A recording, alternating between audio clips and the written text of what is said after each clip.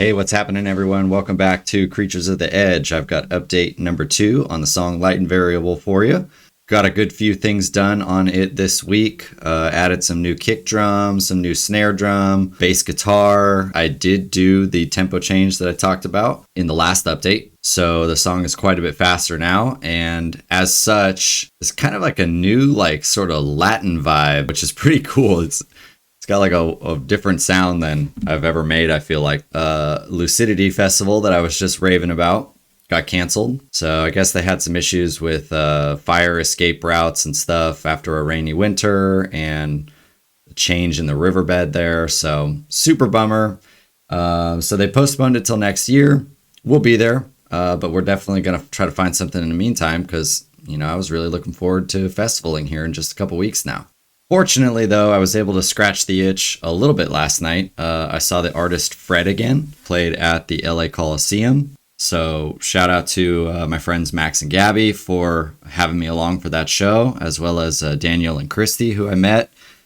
We had a great time dancing together, the 5 of us. Heck of a party downtown last night, man. It was pretty sick. Just the scene that was set by being in the Coliseum at night. I kept looking up at the sky, and it was just this, I had this like snow globe effect because you couldn't see anything but the walls, like the rim of the Coliseum bowl that you were in.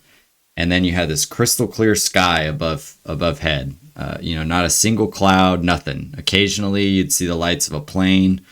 The moon was bright. The torch on the Coliseum was going on the other side. It was just an interesting environment. I loved the color and just the vibe it gave me. I felt like I was like in this little mini world, at this giant party, but seemingly detached from the rest of Earth, which is a really neat thing. As for the music itself, really enjoyed a lot of the beats and tempo and style changes that the artist did. My understanding is that Fred again has blown up a lot since the pandemic in a short amount of time. I know this show was kind of a last minute thing. They weren't, maybe it was that they weren't sure they were even going to be able to get it together to the scale that he kind of foresaw. My personal thought was perhaps the artist wasn't quite at a point in his career where he should be attempting to headline a stadium show with no supporting acts or anything, because I just felt like there was a lot of filler. There was just these long gaps of pad swells and fluttering keys on the piano. The artist seemed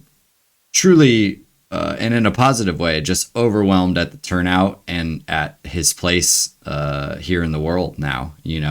Being front and center in a stadium is, I can't even imagine. It must be an insane feeling to try to overcome and perform. I personally was there to dance, and I suspect that a good portion of the crowd probably saw that it was an EDM artist and were like, heck yeah, it is going to be a party. And I thought by the end of the show, I got it. I got how overwhelmed you were and, the shock and awe at oneself seemingly what became kind of a lot for me. Towards the end, I was like, I know you're stoked, but let's keep the beat going, brother. There's been a lot of stoppages, especially with the Moat people who decided to climb up on some of the stage design, and so he had to stop the show, with maybe 30 minutes left. And it just didn't really pick back up because it got, almost like emotional, where there was just an endless amount of thank yous and shout outs to this person and shout outs to that person. And it was kind of an anticlimactic finish. Lots of cool beats, like I said, and clearly an artistic dude.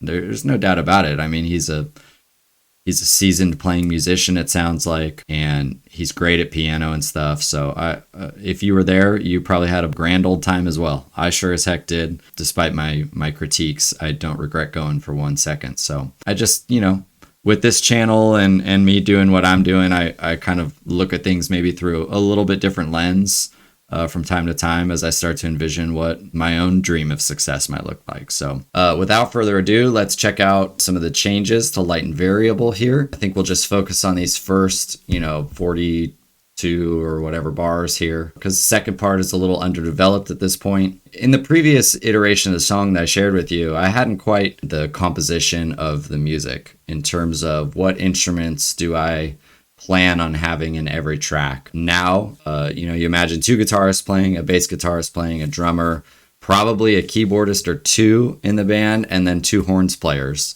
And so there was just a lot to fill out. So there's some new sounds in there, but all the old sounds have been retained. It's just a tad bit faster. So I said drum and bass was 160. It's actually 170. So it's it's cranking now, but it has a pretty cool vibe. So let's check it out. And I hope you dig the direction that it's going into.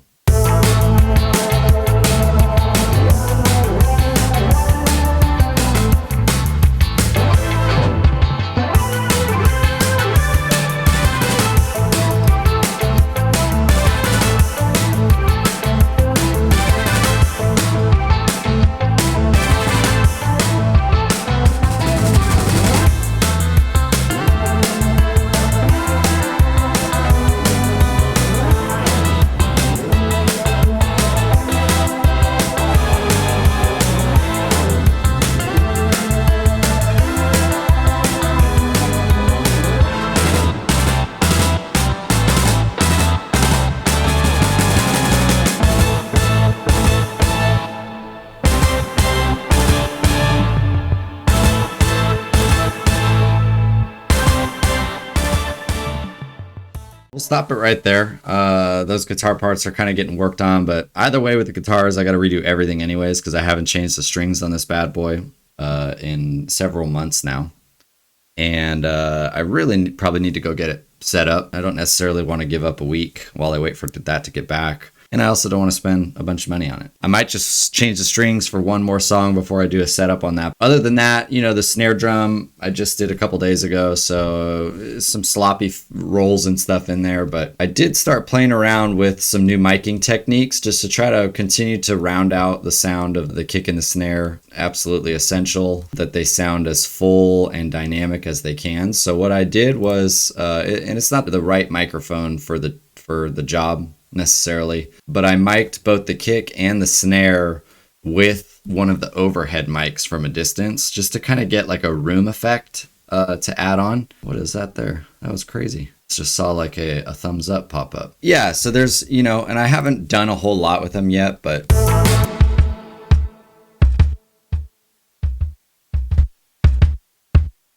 so I kind of need to EQ them a little differently to really try to capitalize on whatever nuances each mic is picking up on. You know, I was kind of throwing this together last week with the expectation that I needed to crank this out for Lucidity. Now that deadline is kind of, you know, there's no reason to rush through this one because I'm already dealing with a couple, just like there's a couple things that I feel like I rushed through decision making wise on Stoneburner. And there's like two tiny things that I wish I didn't do in that release drum wise. So, you know, I'm not going to take till the end of July to finish this one for sure, but I don't think the end of June is necessary. So, you know, we'll continue to work this out in time, but like you have a SM57 here on the snare. And then that's the AKG P106, I think maybe. It's just my overhead mics. So same thing for there. I think that's really it for now that's new. You know, there's some new guitar parts here.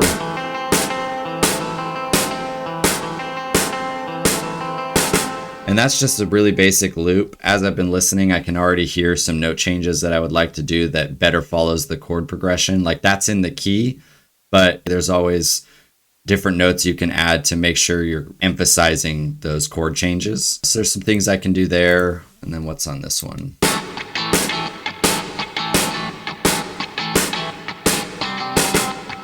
So I try to keep these guitar parts kind of simple here in the front half because I still intend for these keys. I'm going to have to rewrite this so that I have a little more control over what's there or re-record it.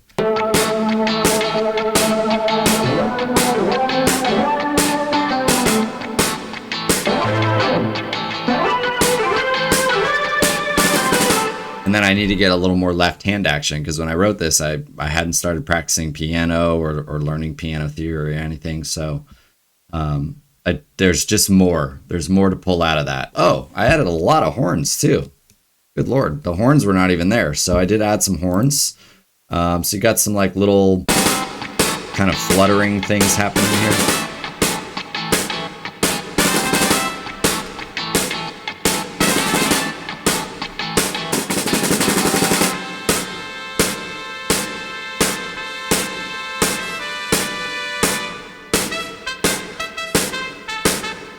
no real dynamics in those or articulations yet. It's not even at that point yet. So just trying to figure out what a horn player might be doing on a song like this. I think that's about it. My wife and kids are at the beach today with some friends, and I am just super beat from dancing last night. Instead of meeting up with them at the beach, I think I'm just gonna record some hi-hats here after I hang up with you guys. Maybe change the strings on my guitar or something and continue going on this bad boy. So I thank you for hanging out with me.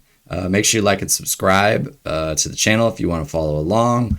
That's it for today, guys. I'm out. Take care till next time. We'll see you again soon.